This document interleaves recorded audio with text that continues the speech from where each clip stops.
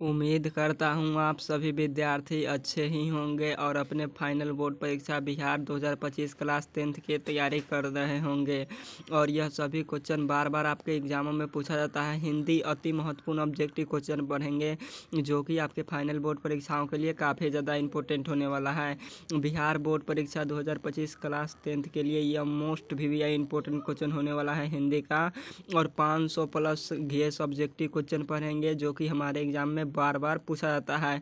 और बुक से सभी निचोड़ प्रश्न है जो कि गेस कर दिया गया है। और 50 प्लस पक्का आपके फाइनल बोर्ड परीक्षाओं में लड़ेगा। यह हमारा 100% गारंटी है क्योंकि यही सभी क्वेश्चन आपके फाइनल बोर्ड परीक्षाओं में बार बार पूछा जाता है और आने वाले फाइनल बोर्ड परीक्षाओं में भी पूछा जाएगा। और जितना भी ऑब्जेक्टिव क्वेश्चन पूछा जाएगा हिंदी में वो सिर्फ यही 500 में से पूछा जाएगा। तो इसका पिछला क्लास आप लोग नहीं देखे तो प्लीज़ इस चैनल पर विजिट कर कर देख लीजिएगा। और इस वीडियो को अपने दोस्तों के पास ज़रूर शेयर कीजिएगा ताकि आपके दोस्त एक एक क्लासेस के साथ जुड़कर अच्छे तैयारी कर सके और फाइनल बोर्ड परीक्षा में बेहतर कर पाएँ। और चैनल पर नया है तो चैनल को सब्सक्राइब और वीडियो को लाइक ज़रूर कर लीजिएगा और नोटिफिकेशन का ऑन कर लीजिएगा ताकि आपके पास नोटिफिकेशन पहुँचता रहे और आप अपनी तैयारी अच्छे तरीके से कर पाए। तो चलिए आज का क्लास स्टार्ट करते हैं। और जो क्वेश्चन आपको याद हो उसे रिवीजन करने का प्रयास कीजिएगा और जो क्वेश्चन आपको नहीं याद हो उसे याद कर लीजिएगा क्योंकि आपके फाइनल बोर्ड परीक्षा में इसी में से पूरा क्वेश्चन आएगा। तो 500 आपके लिए रामबाण साबित होने वाला है। तो चलिए आज का क्लास स्टार्ट करते हैं। 281 नंबर क्वेश्चन से हम लोग स्टार्ट करेंगे। 280 नंबर तक क्वेश्चन हम लोग पढ़ चुके हैं तो इसका पिछला वीडियो नहीं देखे तो प्लीज़ आप लोग देख लीजिएगा। तो चलिए इसका क्वेश्चन देखते हैं। पहला नंबर क्वेश्चन क्या है? बहादुर पर चोरी का इल्ज़ाम किसने लगाया था? बहादुर पर चोरी का इल्ज़ाम किसने लगाया था? तो बहादुर पर चोरी का इल्ज़ाम लेखक के अतिथि यानी लेखक के रिश्तेदार ने लगाया था। ये इस क्वेश्चन का राइट आंसर डी होगा, लेखक का अतिथि। अगला नंबर क्वेश्चन है बहादुर को किसकी याद नहीं आती थी? हमें बताना है बहादुर को किसकी याद नहीं आती थी। तो बहादुर को अपनी माँ की याद नहीं आती थी। इस क्वेश्चन का राइट आंसर ए होगा, अपनी माँ की याद नहीं आती थी। अगला नंबर क्वेश्चन है सेन साहब की मित्र क्या था?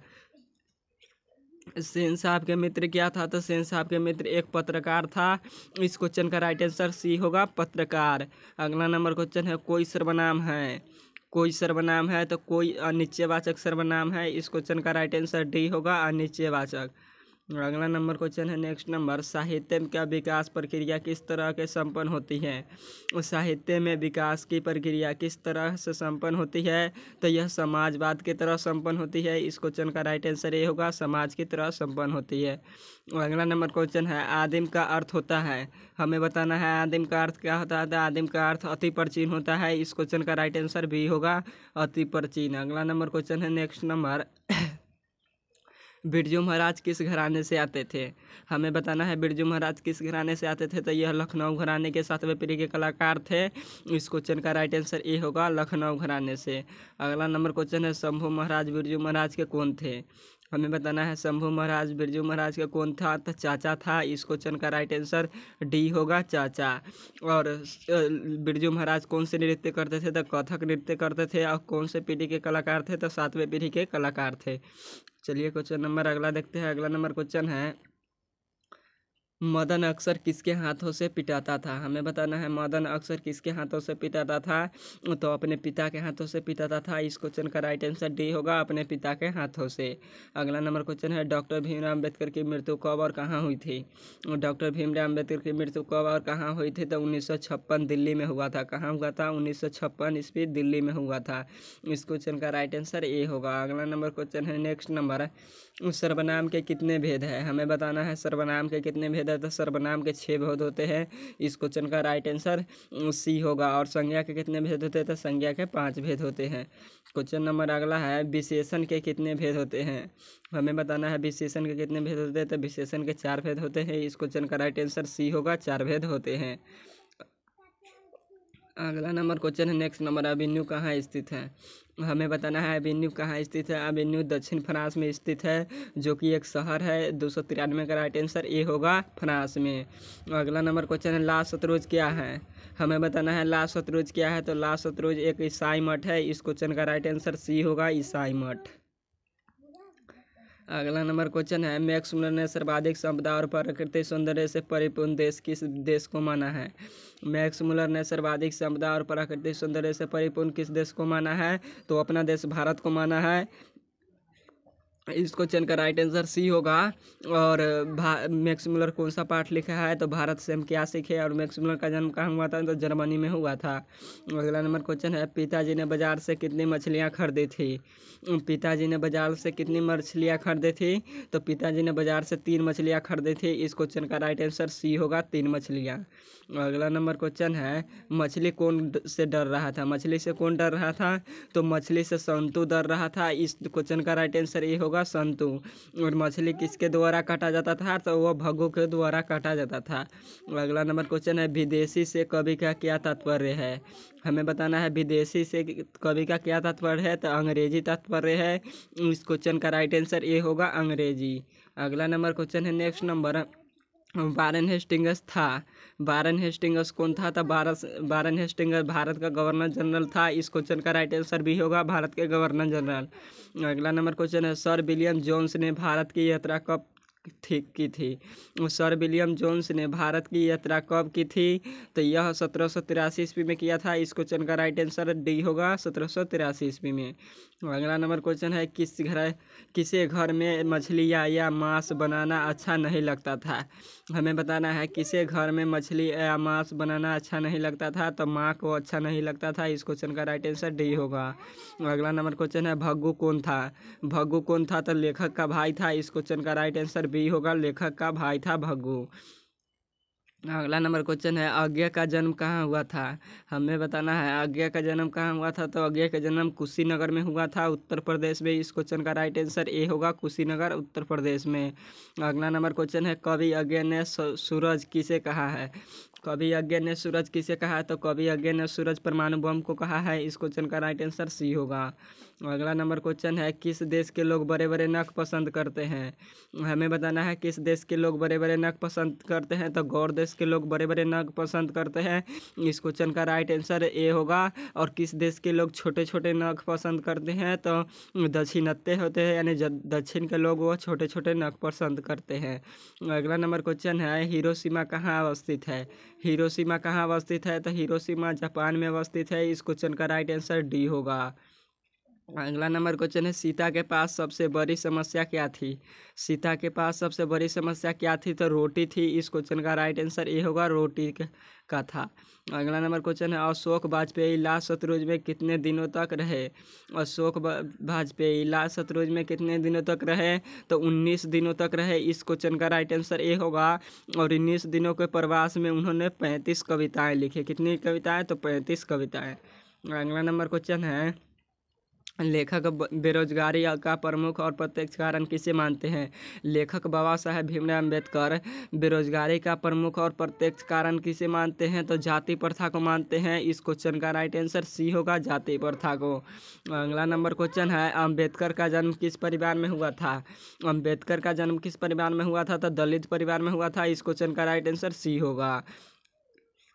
अगला नंबर क्वेश्चन है, नेक्स्ट नंबर, भारत माता के संबंध में क्या सही है?